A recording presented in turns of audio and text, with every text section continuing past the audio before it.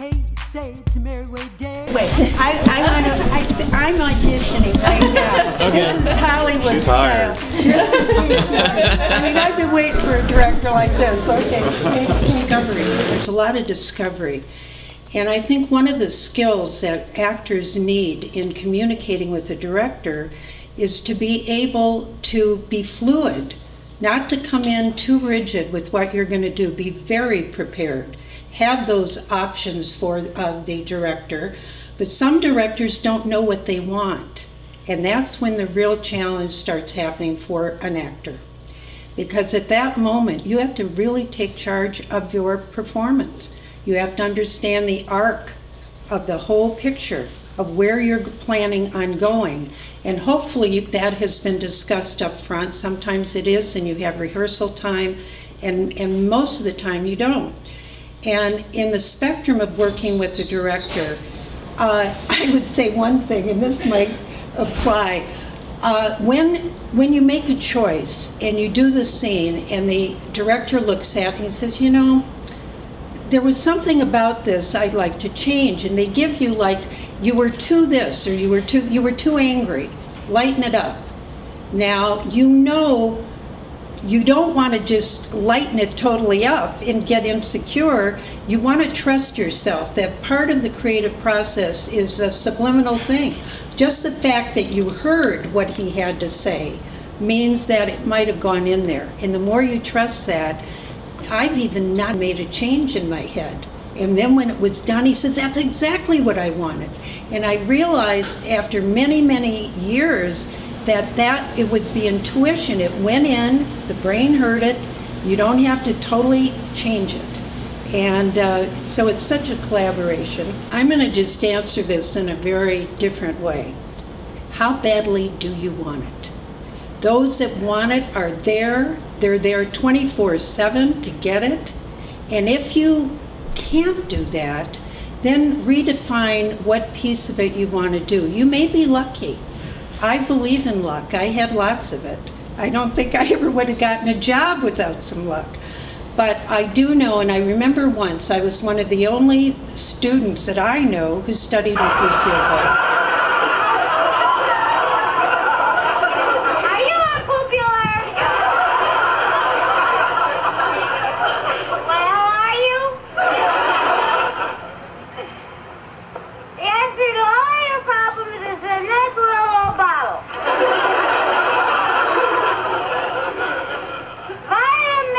Vitamin. That's it. I tell you what you have to do. You have to take it a whole tablespoonful after every meal.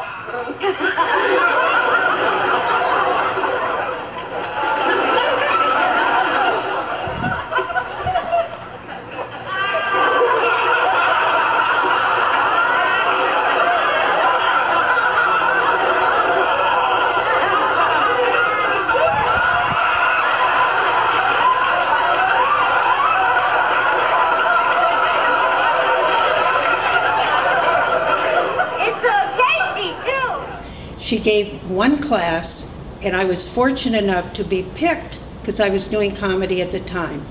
And there was a young woman who asked a similar question, but hers was, I'm a fat girl and I'm so sick of being cast in fat parts.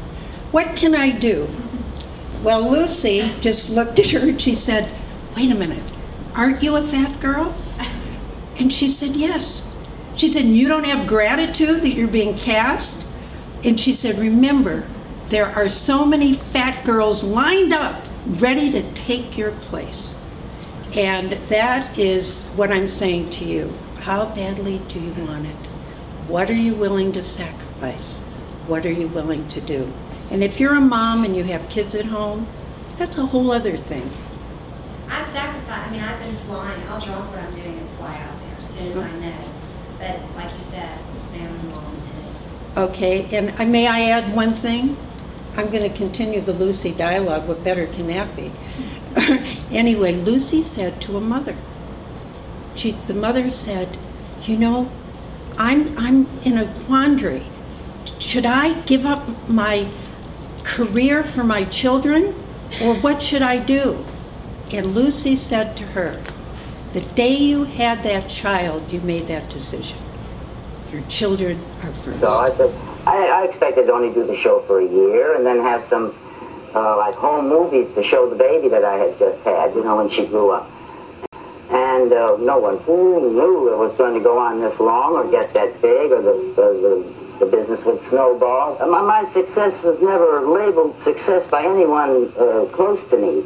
It was just go to work and do a good job, get the show out, learn how to do it, and do it to the best that it's, you know, the best that it can be done, and teach others how to do it, because it was, as I say, a new way of doing things. I didn't have time to think of being a success personally. If the show was doing well, that was good. Perfectionist, I decided there's attention to detail, which I'm very proud of, and that's the way I learned my craft. Others that I've had time with my children, and that my children are doing what they want to do, and doing it successfully.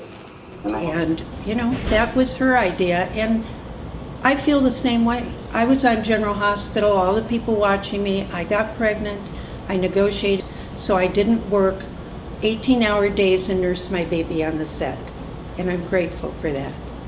I raised my son, and I still worked. I've always felt that it would be my destiny, you know, to be rubbing shoulders with all those highfalutin people. You know, like the ones that are throwing that art auction for General Hospital. Art auction? Yeah, I read it this morning in the paper. I mean, you didn't read this morning's paper? No, I'm afraid I missed it. Well, those are the kind of people that I want to get to know. Look how gorgeous this gal is. She's a mom. She wants to act. I have a feeling you're a good actress. I hope. Hope is good. Quite a difference in height there. David, no, he's okay. I love stretching to the occasion. David is living in New York now. He's obviously a great new film director coming up, and I'm going to watch him. I always pick winners, and he not only is he cute and smart, and he's got that director demeanor. The best directors I ever worked with were cool like he is and kind, and I admire you for that. Thank you, and I really enjoyed all your answers. I really did. I didn't mean to say that you weren't being practical. You are. Oh, I'm not practical. That's what he's here for. I have to be outrageous, and this is Merrie Way on a merry day. It's very nice to meet you. It's a pleasure. You can be around